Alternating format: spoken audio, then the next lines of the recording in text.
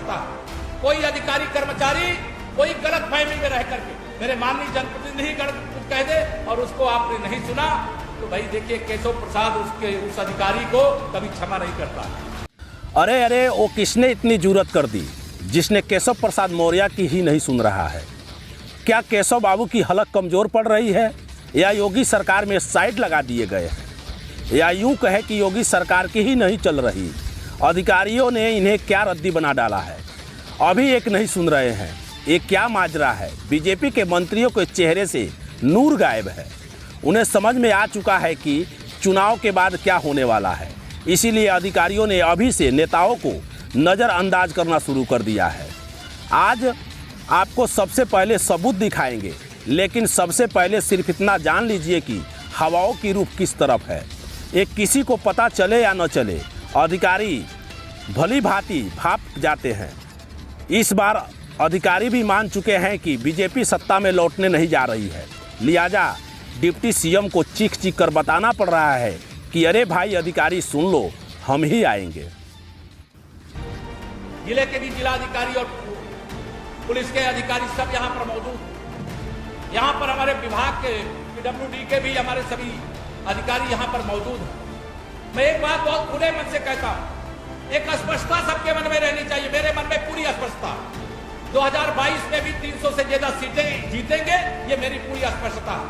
कोई अधिकारी कर्मचारी कोई गलत फहमी में रह करके, चाहे मेरा बूथ अध्यक्ष हो और चाहे मेरे जिला का अध्यक्ष, चाहे कोई मेरे मोर्चा प्रकोष्ठ का हो, चाहे प्रदेश और क्षेत्र का कोई पदाधिकारी, उसे आप सब लोग डिप्टी सीएम से कम मत समझिए।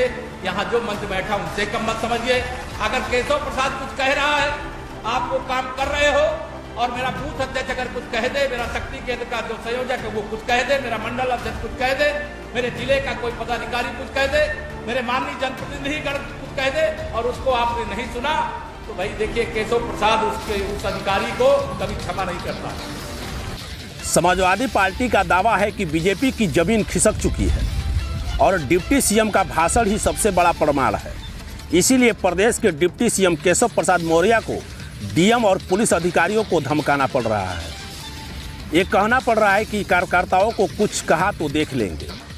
सब बॉडी लैंग्वेज का फर्क है। डिप्टी सीएम घबराए अधिकारियों को अपने पावर से हारने की धमकी दे रहे हैं। इधर अखिलेश यादव के चेहरे पर आत्मविश्वास साफ साफ दिख रहा है। वह मुस्कुरा रहे हैं, हंस रहे हैं। जो डिप्टी सीएम ने कहा उस पर तंज कस रहे हैं। अब अखिलेश को सुनेंगे तो आपको भी समझ में आ जाएगा कि अधिकारियों की रुख किसके तरफ है और हवाओं की रुख किसके तरफ है। कि अधिकारियों को सबसे पहले पता लग जाता है सरकार किसकी बनने जा रही है। और हम तो बीजेपी से कहेंगे कि वो जो नया सॉफ्टवेयर डाला तो हमारे मोबाइल में डाल के देख लो कि कितने अधिकारी अब संपर्क में आ गए। चुनौती दे रहे हैं। अखिलेश यादव दावा भी कर रहे हैं, वो अभी हंसते मुस्कुराते, जबकि बीजेपी के होके डिप्टी सीएम मुरझाए चेहरे से अधिकारियों को देख लेने की बात कर रहे हैं। अधिकारियों की नाराजगी की एक बड़ी वजह है क्योंकि योगी सरकार और अधिकारियों की 5 साल तक ठनी रही। सरकार ने अधिकारियों को कठपुतली की तरह नचाया।